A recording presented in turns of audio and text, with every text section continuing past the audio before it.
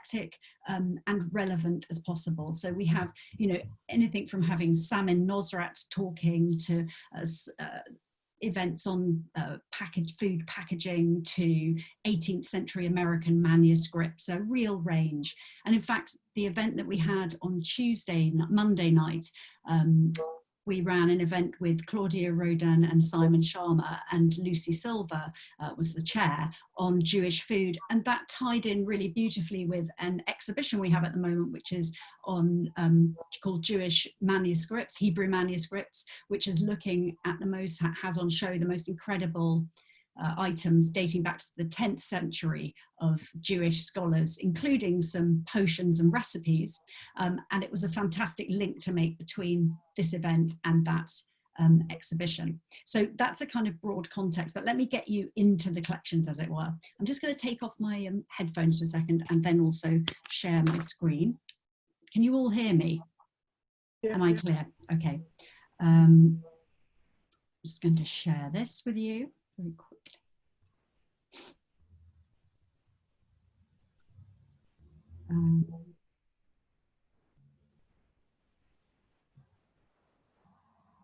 Okay.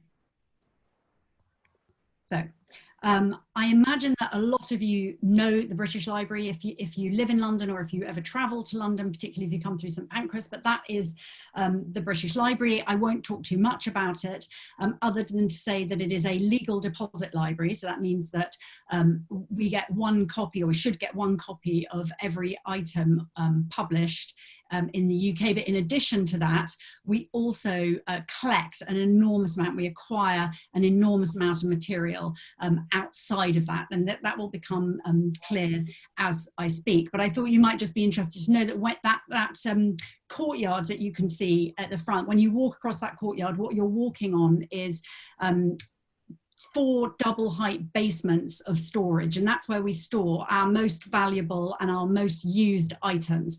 But there's only a tiny percentage of our collections there. In fact, most of our collections are stored up in Boston Spa. But when you walk across that, you sort of are walking across some of the treasures of the British Library. So what do we have? I'll just go back to that actually for a second, because I think one of the things to understand about the food collections that's really important is that there is not a food collection. Food is, the food collections, materials relating to food, are all over our different collections. There is not one particular space. Even if you think of like cookery book collections, there isn't a cookery book collections. There are books, and among them are cookery monographs, we would call them, all across our collections. So we collect generally in different subject areas and format areas. So formats like oral history or manuscripts or books. So we collect in format areas rather than subject areas. So there isn't one food collection. And of course, that makes it very challenging in a sense to know how to find what food there is there, what food materials there are, not least because we have around 160 million items. Now, I've been saying that for about 5 years, so it must be wrong, because we grow at the rate of 12 kilometers a year in terms of shelving. If you were putting out the collections on shelves, we grow at a rate of 12 kilometers a year. And that doesn't include all the digital content that we're also ingesting as well. So we have around 700 kilometers of shelving of material. And we collect, as I said, in all these formats. So websites, fanzines, photographs, magazines, talks, painting, everything. If information is imparted on something, we will probably collect it. And given that food is the subject of history, trade, travel, exploration, life, everything, food is, as I say, throughout all of these different collections and different formats, which is both brilliant news because it means there's a lot of stuff here, but also makes life quite difficult. So what I want to do today, and you can see already it's almost an impossible task, is not so much tell you, what is there exactly, but to give you some ideas for what sorts of material you will find in different places, and how you can start accessing them and thinking about them. Does that sound like an okay for the next 20 minutes or so, or 15 minutes? I guess people will send me a message saying no, if not. So I'm going to just, these are the sort of areas, the 4 areas I think are perhaps the most important, but also perhaps some of the most surprising. And I'm going to draw out some of these. So I've got here books, business and intellectual property, that's kind of marketing materials, official publications. We collect most official publications, so Ministry of Food, DEFRA, etc. A sound archive, I'll give you a sense of what we have there. Manuscript collections, so not published materials. Asian collections, our ephemera, pamphlets and leaflets, newspapers and magazines. And this is not all of our, I think that some places that are very interesting in terms of food, they have some very important materials. So I'll just start very quickly, and I've sort of grouped together monographs, magazines, newspapers and manuscripts. Now those are huge areas, but what I will say about the collections is that as far as it's almost possible to be in terms particularly of English, it's almost a comprehensive collection. We almost have at least one item of anything published in English, often first editions, but often more than one edition.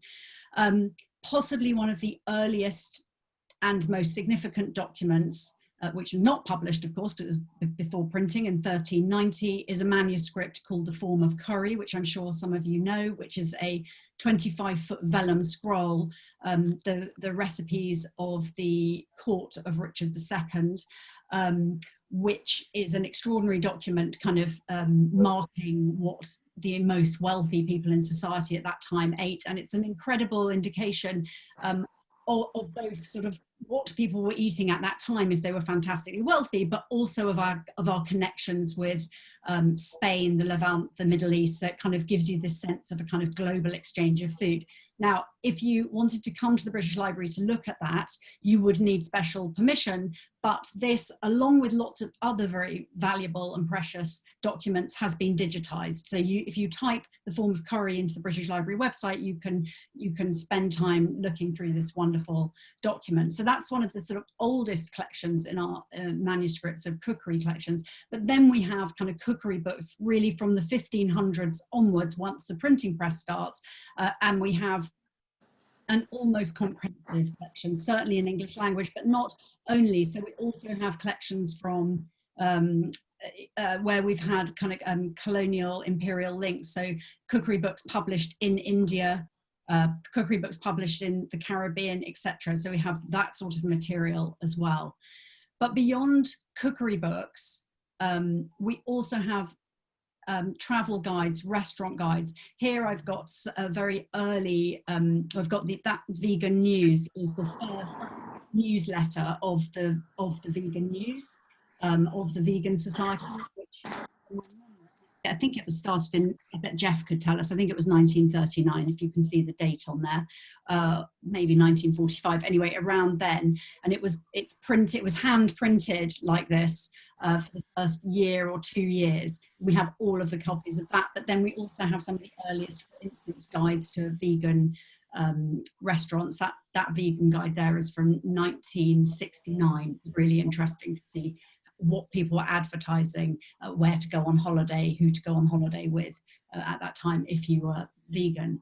So this is just a tiny snapshot of what people often think of as the most obvious materials that we would have in terms of cookery collections. This is a resource, of course. I should have said that if we weren't in COVID times, I would have invited you all into the British Library and we'd be doing this live and I'd have a fantastic display of the most wonderful materials out, but I'm so sorry I can't do that, and that many of us can't get into the British Library at the moment. This is perhaps a nice starting point. It's in terms of thinking about our collections, but also kind of introduction to historical cookery books. It's an online resource that we've built, just kind of talking about how cookery books changed from the medieval period into the 1900s, and each page, each link has got sort of digitized examples of those cookery books. So it's a nice sort of starting point. You probably can't see too much there, but that's available. If you just type books for cooks, British Library, and that will come up, and it's a nice guide and introduction, I think. But that's sort of cookery. The other area, I don't if many people think about, but is our oral history collections. We have an extraordinary collection of oral history recordings, and at around 1998 we undertook a project called Food from Source to Sales Point, which was an attempt to try and capture oral history recordings with people involved in the food industry, because it was felt that there was a lot of kind of, at that time, a lot of focus on food consumption and consumers, but actually what producers were doing wasn't being documented. And since then, we've captured 300 recordings with food producers. And those recordings are in-depth life stories. And in fact, Jill Norman, who's here with us tonight, she was interviewed for this project. So too was Jenny Limford, was interviewed for this project.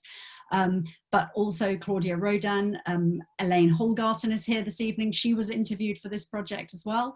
But also butchers, vintners, grocers, people working in supermarkets. I mean, a huge range of people involved in food production in the UK. And because of the time period it spans, what you get is people's recollections of food and food industry from about the 1950s to the present day. And these recordings are very long and very detailed.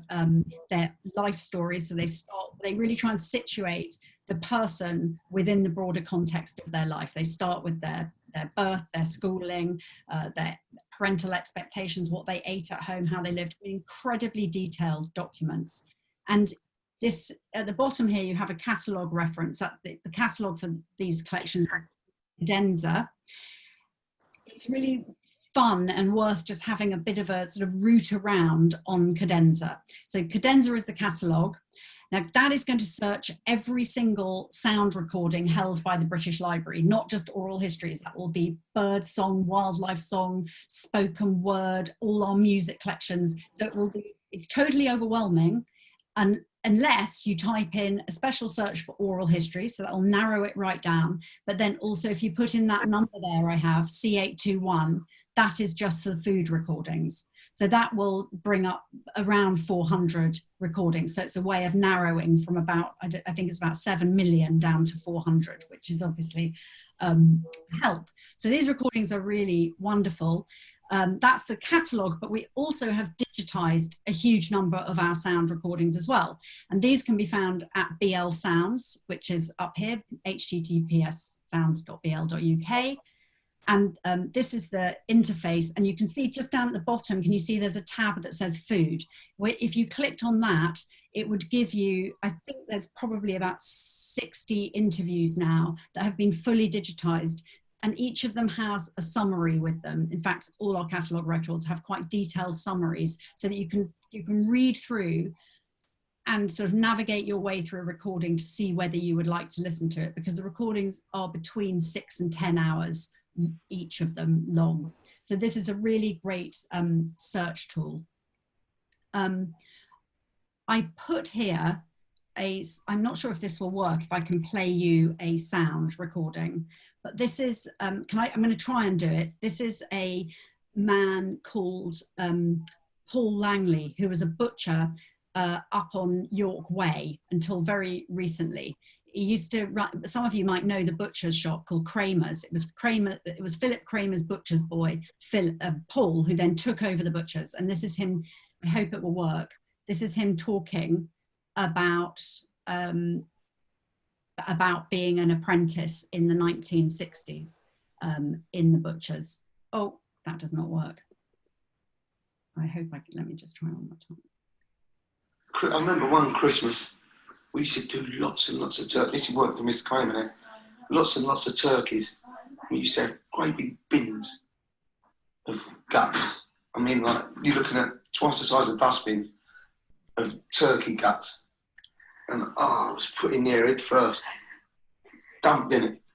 With Chock and Billy got hold of me, head first, straight in all the guts. And that was it. You're stuck in there. I got out and I started moaning. I was saying, I've got this all over. That's all right. So they put me in the copper. We had great big coppers. Put me in a big copper of water to wash me down. And you just had to take it. Right, and, you know, it was just one of the things. It was we're not so much initiation, but it was just, you know, a laugh.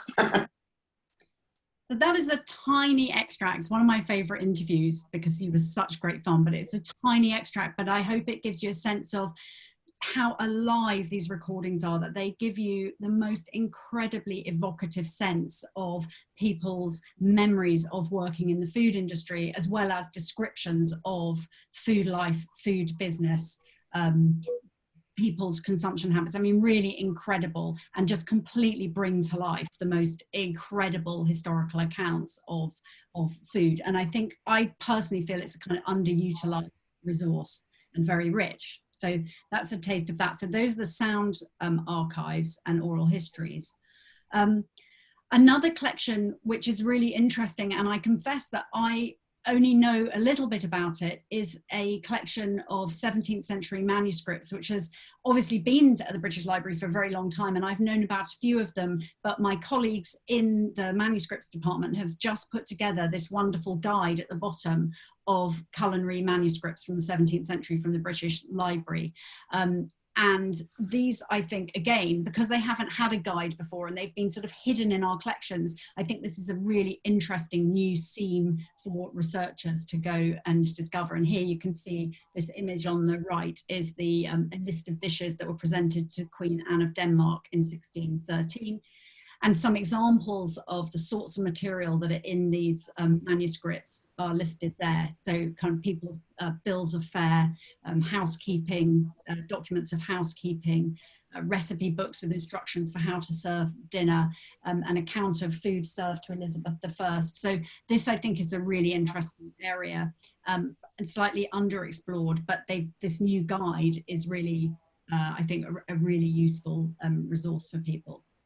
So the other area, because I've been speaking about sort of our English language, English collections, but actually thinking more broadly, the British Library collects from all over the world and historically has done.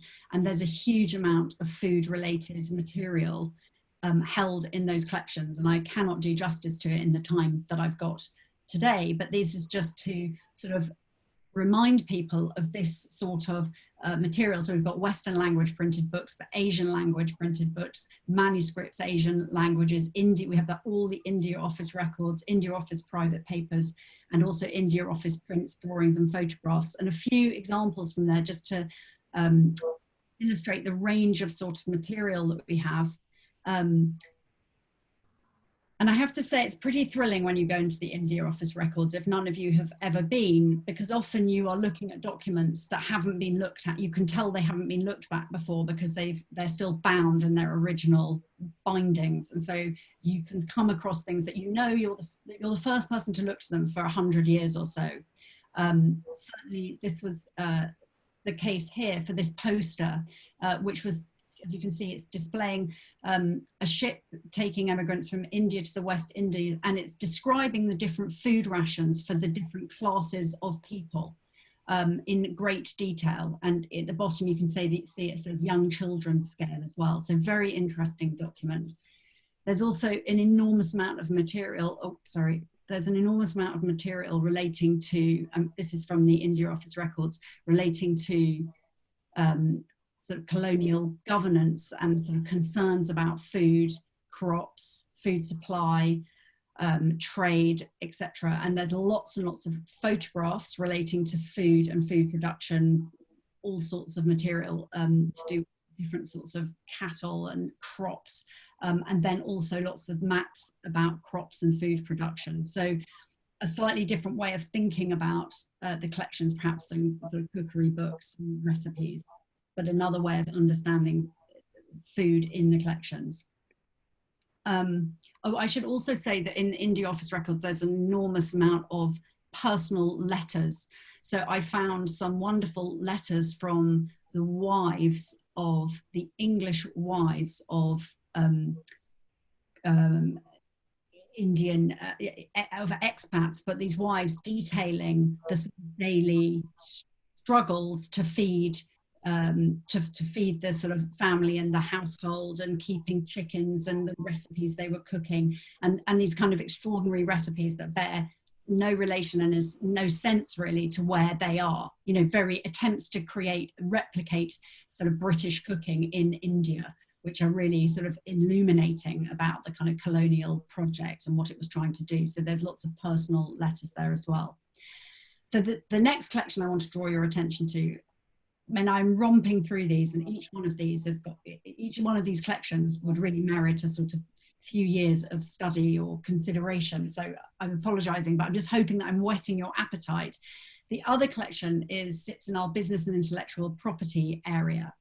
And I think this is, again, a really underutilized resource for food, people interested in food, food historians, food researchers, because we've got the most incredible collection of historical and contemporary trade literature focused on food and particular segments. So for instance, you know, the British baker, you know, we have all of that, the grocer, all of those kind of trade magazines, that sort of trade literature, we have all of that material is held by us. In addition to which, we also have catalogues. So catalogues that were published from the sort of 1830s through to the 1920s for, you know, kitchen equipment, for factory equipment, for all of that sort of material, which is just incredibly useful and interesting in terms of understanding how technology, packaging changed around food and shaped sort of food and what people were eating. So that is a very interesting area.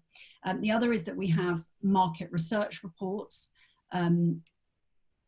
We've got Mintel from around 2000. The earliest market research report that I've ever found from that relates to food is a wonderful, very sort of, I guess, sort of almost handmade market research into the earliest experiences of supermarkets from 1961, where they have gone and interviewed lots of housewives. They didn't bother interviewing any men at all, but housewives about the experience of supermarket shopping. So from 1961, you start seeing market research, but then you have this really fascinating material in the 80s and 90s in particular, where it really sort of expands and explodes market research into, you know, very detailed sectors, and you can get very detailed information about, you know, what was happening in terms of trends and, you know, how much people were consuming around particular sorts of market sectors, which is, I think, I've always found that very useful and illuminating.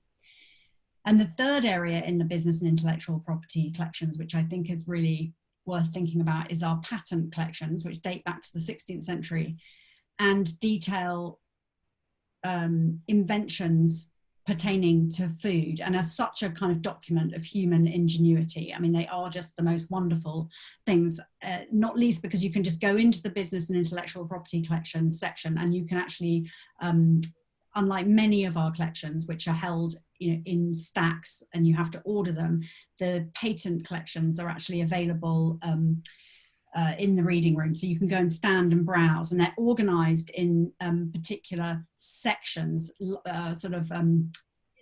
organized into sort of sectors. So you might have cutlery, baking implements, trying to think what else there is. I mean, everything that you could think of to do with food is there. So yes, sieves, there's a whole, there's sort of a huge book with hundreds of different types of sieves, or, you know, there are lots of, there's lots of moustache guards in the 19th century. I mean, there's all sorts of really interesting, sometimes bonkers, but sometimes brilliant inventions, which are really interesting just to go and browse. One of my favorites is, I think I've got a picture of it. Yes, this is one of my favorites, which is, this is the first patent for a chocolate biscuit ever, which wasn't round, and it also wasn't McVitie's, it was Cadbury's. And there's a really interesting story about why the Cadbury's biscuit didn't take off, but the McVitie's chocolate biscuit did. I'm not sure it was to do with the shape, but this is the kind of level of detail that you can get in a patent. It gives you this, you know, incredibly illustrative and evocative, and tells you about, you know, what was happening in markets at a particular time, or what people were trying to launch and whether they were successful or not. So that is a completely sort of, that is a very, very fast romp through some of these kind of really important collections, I think. What just I should sort of say is that any of you that do not have a British Library reader's card, you would be able to get one because you are all working in a sort of specialist area. So anyone can apply for a reader's card. You can just apply online. And you just need, when you come into the British Library, if you come in, you just need to have 2 forms of ID. It's all on our website and it's very clear. It's pretty easy to join. Of course, at the moment, we're unable, many of us, to be able to come into the British Library, and many of us don't live close to the British Library, but there are an enormous and increasing amounts of material which is digitised and available, and our catalogue searches will pull up material across the collections so that you can look across all of these formats with subject searches. So it's really worth spending some time sort of navigating through the catalogues. There are 2 catalogues really that will probably be most useful. One is the general catalogue, which will pull up all of the kind of printed material, the material from BIPC, in fact 3 catalogues. So the general catalogue, so all of the material, the market research material, trade reports, cookery books, all of that, anything, newspapers, magazines, all of that would come up on the general catalogue.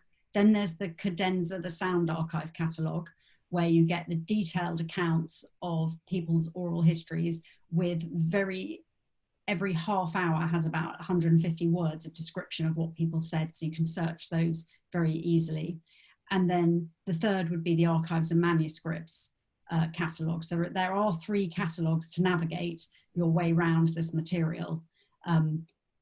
But when you start, what I find is that I can hardly stop. And it's one of the problems of working at the library, is that I'm constantly distracted from what my actual job is supposed to be and into the food collections. So that sort of rounds up what I wanted to say, because I wanted you to have an opportunity to ask questions, because I'm sure you have lots of different areas of interest. So I wonder if we should do questions now about the collections, and then over to you, Angela, about the food season. Or yeah, that sounds good. I mean, I have loads of questions, let alone anybody else. Well, so, sharing my screen and come back. Okay, there we are.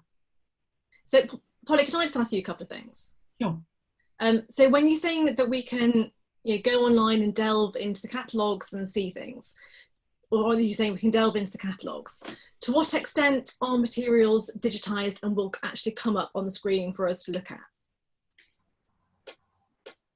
Well, I suppose the honest answer is not as much as we would like, because we'd like 160 million items to be digitised, and they're not, and it's a constant process. But I would say that a small percentage of the content is digitised. But there are things that you can go in there, find on the catalogue, and they will come up for you to look at. Absolutely. So for instance, that 18th century manuscript, 17th century manuscript guide will have links to digitized content.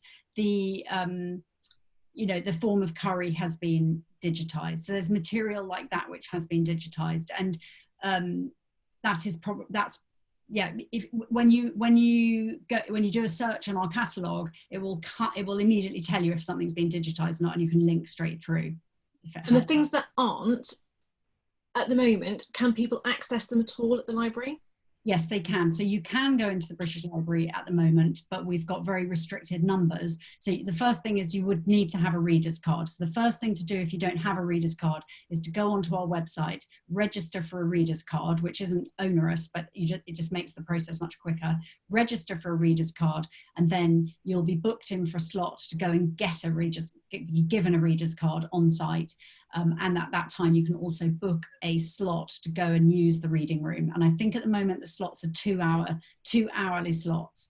So before you get, if you go through this process, you would want, because our collections are not open access, most of them are either stored in that basement I showed you when you walk across the piazza, or they're stored up in Boston Spa.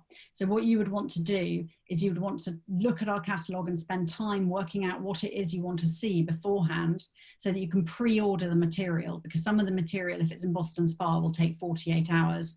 If the material's on site, it will take probably 70 minutes. But if you've only got a 2 hour window, I think it's 2 or 3 hours, you obviously want it all there and ready to go.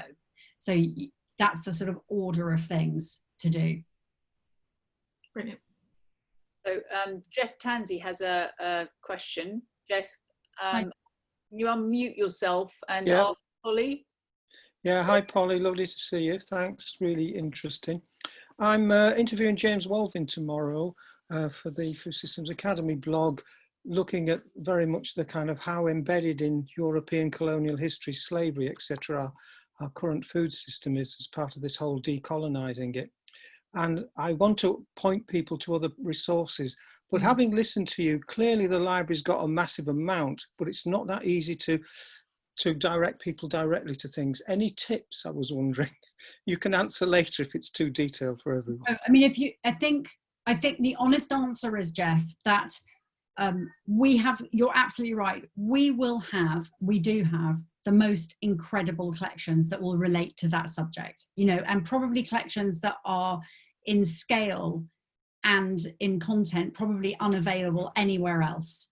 So that's the first thing. The second thing is to say that that sounds like I'm sort of being very generalist. The second thing to say is really the people to speak to are the people at the reference desk.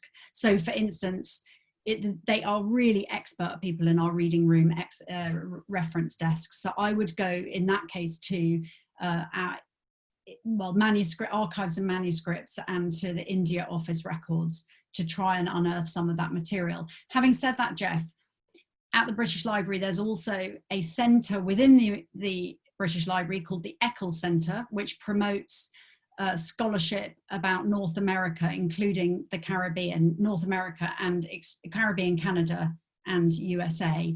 And on the Eccles Centre website are the most excellent bibliographies and resource guides for material relating to slavery. So that would be also a first port of call for me if I was doing the research that you and your colleague are. Okay, thank you. Sure. So Nicola Fletcher has a couple of questions as well. Nicola, I'm going to unmute you so you can ask. I'm hoping to unmute you. Well, you might need to unmute yourself. It's not letting me do that. Oh, there you go. I was wondering whether any of the items in the British Library could be sent up to regional libraries like the National Library of Scotland in Edinburgh. Is that a facility that's possible? It is only possible if those items are part of our document supply system. So their items can be viewed at Boston Spa, and people can go to at Boston Spa in Yorkshire. And if items are part of our document supply, then they, in other words, that we have a duplicate, they can be, I believe that they can be requested in libraries across the UK. Okay, thank you. Pleasure. Nicola, didn't you have another question about the websites as well? Oh yes. Given how many millions of websites there are, and a lot of them completely rubbish, how do you sort of sift out the sort of relevant or interesting ones, and how do you store them, and how do we access them? Are you asking about sorry, just so I understand, Nicola, are you asking whether the British Library's content on the British Library's website is rubbish, or are you asking about our web collections, which, because we do harvest millions and millions of websites? I can't quite understand what you're asking. Sorry. Yes, it was the fact that there are so many websites, and quite a lot of them, I guess, are sort of fairly trivial. Do you harvest all of them, or do you select them, or how does it work? Yeah. So, okay, so first of all, the British Library's website itself, which is enormous and a huge amount of content, but it all goes through quite strict editorial processes. So I hope that there shouldn't be anything trivial or rubbish on the British Library website. Please let me know if there is. But in terms of us harvesting the websites, what we do is we do harvest, a huge amount.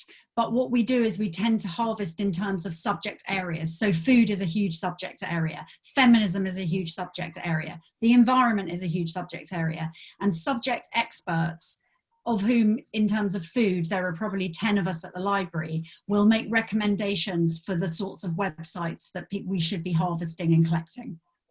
So of course, sometimes, for future historians, it's an interesting question, but for future historians, the rubbish websites will be interesting too, because if you think about it, you know, a lot of people are getting their information from rubbish websites, and that's shaping the world. So we, you know, of course, we are also collecting the best websites, sorry, but we are quite sort of eclectic in our collecting taste. We want a kind of representation, but that's how that selection goes.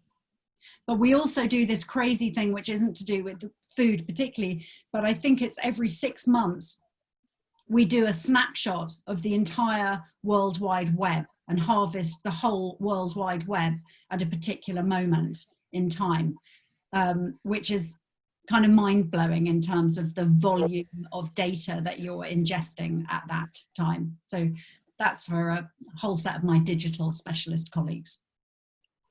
I think we've got time for just one more question, perhaps, before we move on to Angela's section, from Elizabeth Luard. Elizabeth, I'm going to try to unmute you. Don't seem to have much joy with this. You might have to do yourself. I've done it. You've done it. Lovely. Done it. Far away. Maybe a bit of a daft question, Polly, but since you digitalize pretty much everything in the library, my question is, how do you find food-related work in non-food books? Is there a word search that one can employ? No, it's just... Sorry, I just feel I'm just going to disappoint you hugely, because we haven't digitized a huge amount of stuff. We would love to digitize much more stuff and make it available, but particularly, well, all of you will be very familiar with, you know, issues of copyright. Anything that's in copyright, we can't just digitize it and make it available. That's not possible. So there's all sorts of kind of issues around it, but it's also very costly to digitize. So of course, like Google Books and people like that have been digitizing, but we're partnered with some of those projects, but non-food books, to find material relating to food, I'm afraid you'd have to, it's an order and read job. But I'm going to just draw your attention back to the oral history collections, where, yes, we've got food producers talking about food, but every single person interviewed, even outside of the food collection, so that will be people involved in being interviewed about the steel industry, about Holocaust memories, about artist lives. Because we do these life story recordings, every single one of those people will have been asked about, what did you eat at home? Who did the cooking? Who did the shopping? What was the relationship with food? So every single one of those recordings will have something about food. And those recordings, because we do these summaries, which will mention, talks about evening meal, talks about manners at the table being told off. You can search for food in non-food related content that's sound. That sounds like a wonderful resource. It's amazing. Yes. Thanks, Polly. Right, Angela, can you tell us a bit more about the food season? I can, but before I do that, I just think, Polly, that was amazing. Oh, really, that was completely incredible. I've seen you however many times over however many months, and so I know, quite a bit about the way you guys work. But my mind was completely blown with that. So it was really, really completely fascinating. Thank you so much for giving everyone that insight. I know there's a lot of love on the chat for how great that was. So I thought I would just express the general feeling of just how absolutely great that was. Can I express my feeling that, first of all, it's like genuinely such a privilege and an honor to speak to people who I know are already converted to the fact that food is completely important and brilliant, and everybody should be, and in fact it should just be sort of the whole curriculum, and that it's just the most wonderful subject to be engaged with. So that's the first thing. And then secondly, to just say, I can't do justice to the British Library's collections. It's just impossible. And that I would love to see any of you, when we're out of this ridiculous period, I'd love to see any of you and to talk to you more about the collections. And please email me, pollyrussell.bl@bl.uk anytime, because I for me, sharing these collections and talking about them is a great joy. So thank you. Because of course, Polly, the plan wasn't it, that we were going to have members of the Guild come down to the library and have this chat in real life and look at books and do the whole thing. And I think we can probably still aim towards doing that, can't we? 2021 for sure. Yeah. Because the food season, many of you probably know, was originally meant to be happening in late spring, early summer, and obviously then got completely shelved. And Polly and I spent a few months really sort of rethinking how we might want to reimagine the food season, and thinking about how it could be possible and what were the subjects that we wanted to really kind of focus on and do. We had, I think, about 30 events planned when we were doing it live at the library, and some of those are simply not possible to replicate because we were doing tastings and things, and that's certainly not easy to replicate at the moment.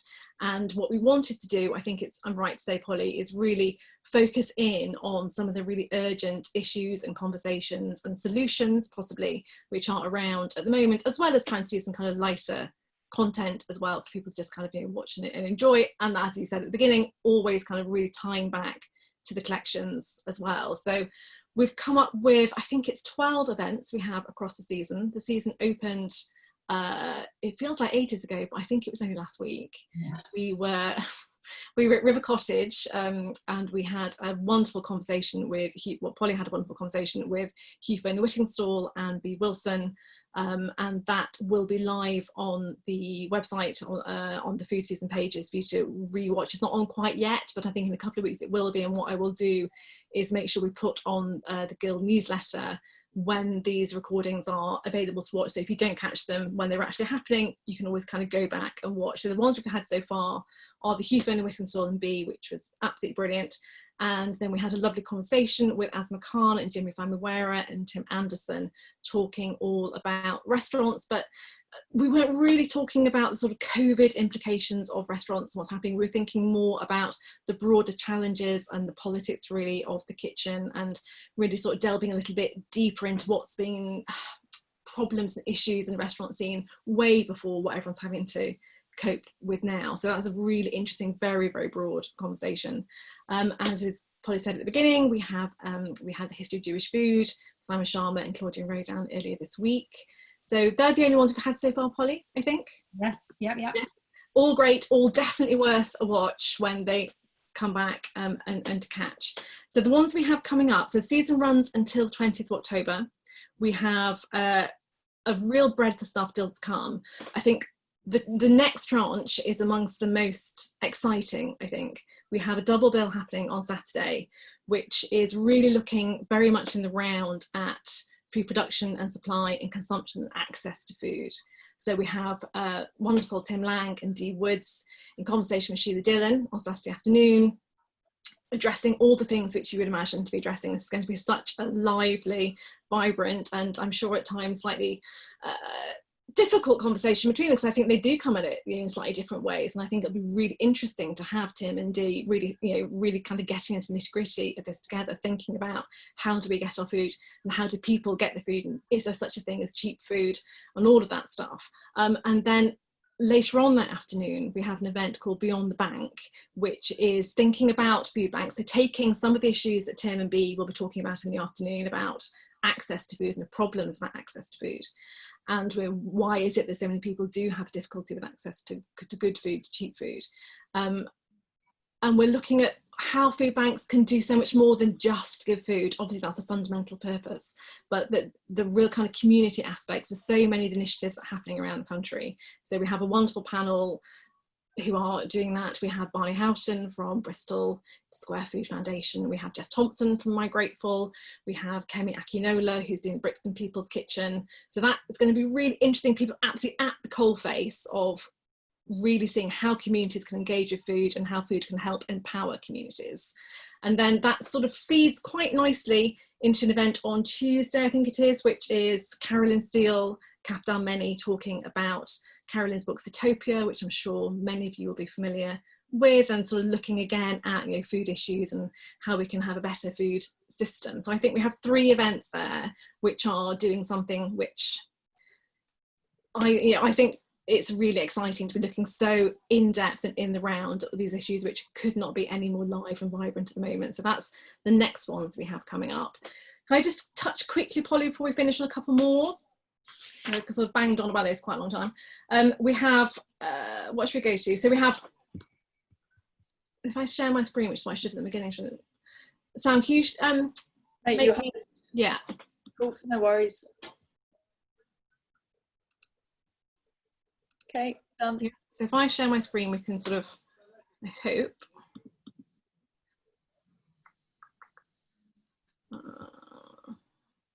Sorry. Okay, so can everyone see that? Yeah. So we've got the ones we've done: Jewish food, food futures, and Beyond the Bank, and Zootopia I've just talked about. I'm going to whiz down the list quite quickly. The page is quite easy to find. It's bl.uk/food season, food-season. So then we have Jack Monroe and Kimberly Wilson in a conversation which I think is going to be really fascinating about mental health and food. And again, it's touching slightly on the access problem to food, but also not just that. Kimberly's work is very much about brain health, and I think that's going to be a very interesting conversation between those two. River Cottage is an event we filmed when we were at River Cottage last week with Melissa Hemsley and Gelf Alderson, who is the executive chef there.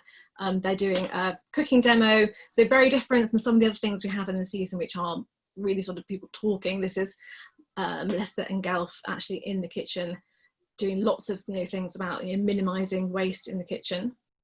The cookery book collections, Polly, maybe if you want to talk about that, because I don't know how much that has already been covered in what you talked about before.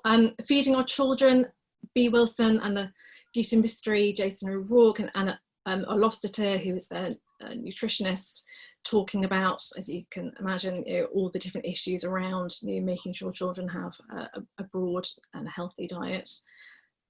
Ken Holm, who will be talking with Fuchsia Dunlop about his work and life and career, and what Chinese food means and how the understanding of that has developed over the course of his career.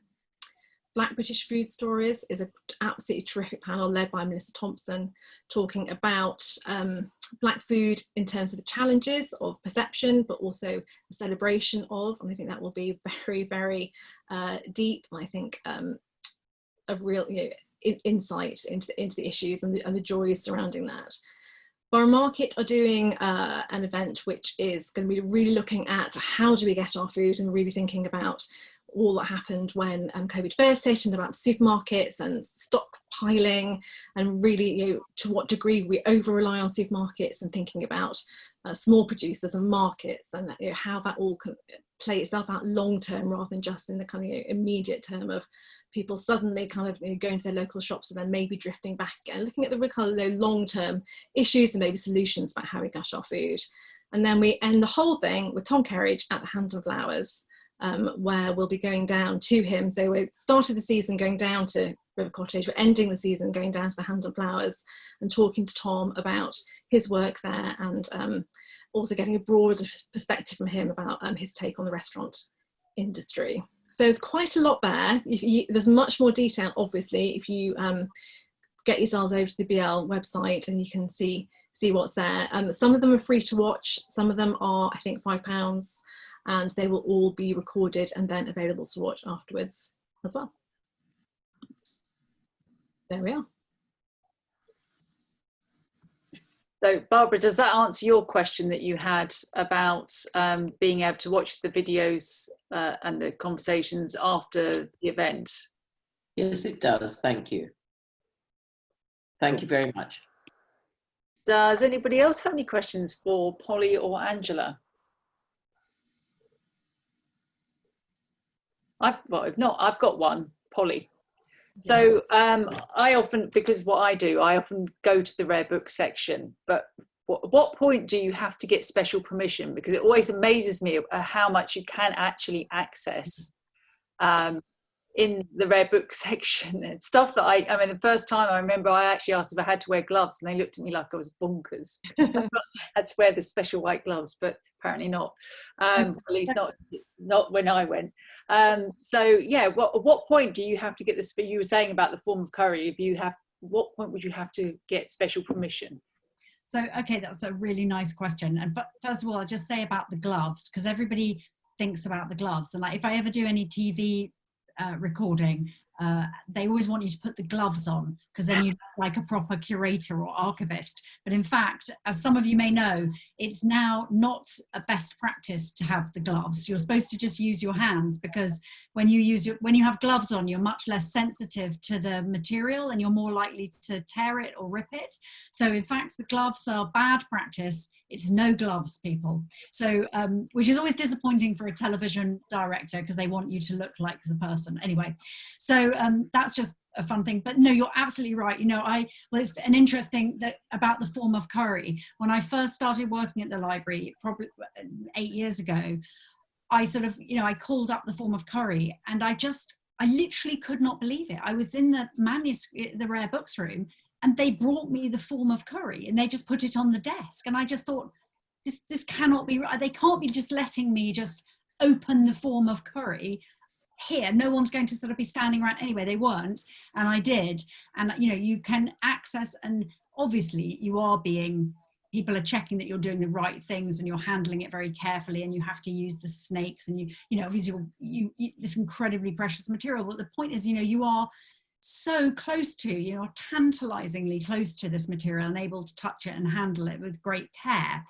Unfortunately, with the form of curry, and I sort of hold myself partly responsible for this, is that I've sort of banged on about it so much that that the curator in charge, who's absolutely wonderful and looks after the collections beautifully, has decided that it was getting too much use. So now no one can get it out, including me. So I have to go to her, and then she's the only person who's allowed to handle it, which is fair enough, because you know, this is a 700-year-old document and you don't want it to be overused. So it's that trying to get that balance between providing access but also protecting, you know, custodianship and protecting the collections. But when, you know, those 17th century manuscripts that there's that resource guide to, those manuscripts, if you have a reader's pass and you are in Rare Books, you will be given those documents, you know, and you will be sitting there with that handwriting as close as you could be to those people from the past. And it is quite, you know, it's an extraordinary, sort of incredibly poignant feeling. So yes, but so the point is, where material is incredibly high use and therefore might be getting damaged, where it's incredibly fragile, and where it's deemed to be so precious, you know, you can't call up the Magna Carta, now you can't call up the form of curry. But I think that's good, because it means that a food collection has got the same sort of status as some of the most kind of rare material. So that's the answer, I suppose. Have we got any more questions? Jenny? Hi, hello. I was interested, Polly, that you were pointing out that, you know, how central food is to the British Library and yet had been ignored. Do you think that the success of the food, your seasons over the 3 years, do you think they've made people in the British Library more aware and interested in food? You know, is there more respect in the way that you were implying there with the form of curry being taken more seriously? Yeah, I mean, I don't think the form of curry wasn't taken seriously. I just think it hadn't been used a lot. No, I mean, people know it's an amazing document. I mean, I think it's a really interesting question. And I think, you know, collections and places like the British Library have got this huge wealth of material with many, many experts with, you know, expertise in particular areas. And sometimes it does take a particular curator with a particular interest to kind of really delve in and sort of shine the light on particular areas. And that's just a kind of consequence of particular passions or research and knowledge, I suppose. But I think I think what's happened is that, you know, of course, in the sort of, you know, beyond the British Library, food is now, in the way that it wasn't even 10 or 15 years ago, food now is, you know, of course, very popular, but also is a sort of serious subject, is used as a kind of frame, and an academic and research frame. It's seen as being a fantastic way to get into subjects like colonialism, you know, migration, you know, also talking about borderlands, you know, exchange, all these things. It is the most fantastic sort of subject. And I think that that's now broadly recognized because of the work of what people like all of you have been doing as well, you know, to champion food. So we know that it's a subject which can get incredible engagement across different registers. So it can be very, very popular. You know, we can pack out a room with, you know, Yotam Ottolenghi or Nigella Lawson, and that's wonderful. But we can also do something really, really sort of deep about, you know, Jewish manuscript cookery in the 11th century, right? So it's got this kind of registers that work brilliantly well for the British Library. And I think that what's been so wonderful about the food season is just that it's allowed us to really romp around in the collections and in food and sort of celebrate this subject in its broadest sense with lots of different diverse voices. And I think that the British Library, when I speak about the British Library, I mean, people at the British Library have been so enthusiastic and so supportive and delighted about that. And so I think it will continue, is what I think, not just the food season, but I think understanding food as being a very useful way of engaging people and audiences and thinking about our collections, I think will continue. Brilliant, thank you. Thanks, Jenny. Can I ask a question? Yes, of course, Sue.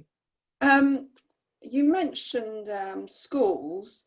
I'm wondering whether you have more interest in schools these days about food. We know how important it's been in schools, but quite often overlooked. Are schools coming to you to find out about your resources and maybe for content of their classes? Well, thank you so much for that question. So it's a difficult one, this, because we've got the most amazing team of colleagues who work in our learning department, and they create both wonderful online resources for school-age students and university-age students, but also put on, when we're not in COVID times, put on a significant number of workshops which are delivered for free for school groups coming to visit the library. So we have thousands of children coming every year to visit the library and do these wonderful workshops. But the learning resources that we have and what we have to offer has to be sort of determined in part around the curriculum. So it has to, because in order for teachers to legitimately be able to bring their students to the library, they have to be able to say that it's part of a curriculum need. So you're in a sort of, what's the expression? You know, when you, I can't remember what the expression is. Oh, I've gone completely blank. You know, the one where a chicken and egg. You're in a bit of a chicken and egg because you want to do, it would be brilliant to do things to do with food and food collections, but it's how do you shoehorn them into the curriculum where they are pretty much absent from the curriculum. So it's quite, so another example, which isn't food, and my other sort of hat I wear is women's history and feminism. And we do a women's liberation movement, history of the women's liberation movement workshop. But that is right on the edges of being possible because women's liberation movement is kind of social movements, links to civil rights. They can shoehorn that into their English lessons around, and sociology and politics around gender, but only just. You need some quite wily teachers to get them into the to justify coming to the library. So food is something I think would be very difficult to, we've got that Books for Cooks resource which sits on our learning site, but I don't know. It's a really good question about, but it's what we could do and whether we could do something. And I think maybe if we thought about it as a frame in terms of colonialism, slavery, migration, sort of, I think then we might be able to put some learning resources together around food, using food as the subject, but at the moment we don't, and I think it's quite challenging to do so. Sorry. Right, thanks for that. It's very interesting, and it is all about, well, food can cross so many boundaries, and it is finding those areas that you can latch into to get the information across. Thanks. Yeah, couldn't agree more. Any more questions? Silence. Mm-hmm. Well, thank you very much, Polly and Angela. It's been really, really interesting. Even for myself, I've come to the library regularly. In fact, I'm there tomorrow. But I learnt loads today. So a bit like Angela, I've been going for years. But yeah, there's so much more than you realise that you can access. And I do, any of you that aren't members, I do urge you to get your Reader's Pass, because it is so easy. Well, outside of the current restrictions, it is so easy to go there, and everything is at your fingertips, and really amazing documents as well. Yeah, if no one's got any more questions or anything to add. Oh, just sorry. one question. Of course. If we haven't got our reader's ticket, mine's out of date now, do we have more limited access online, or can we get into everything just the same as someone with a member, a reader's ticket? there will be some things, some resources that you won't be able to access. I mean, all the things that I've talked about today that are available, you are freely available online. The oral histories, those digitized manuscripts, the form of curry, those are freely available. But there are some subscription materials to journals and such like that you would need to have a British Library Reader's Pass number to access. Okay, thank you. Sure. And I should also Brilliant. Definitely sign up for some of the events that are coming up for the food season, because I did the Simon Sharma and Claudia Roden one on Tuesday, earlier this week. It was fantastic. And so definitely sign up, because there's so many of, even £5 isn't a lot to pay really for the wealth of information, but most of them are free, I think. Is that right, Angela? Yeah, there's a real mix, but yes, it's only a £5 or free. Yeah. So thank you so much. Really fascinating. Yeah. Thank you. Would love to see you at the food season. That's just a real pleasure to be able to talk to you all. Thank you. Can I just thank you, Polly, Angela, Sam, on behalf of the Guild for putting this on for us. We were thrilled when you came to us with this suggestion. So thank you very much for a really fantastic evening. We're really grateful. Let's certainly keep in touch regarding a Guild trip when it's possible. And thanks to everyone for joining this evening. Yeah. Bye. Bye, everyone. Bye. Take care.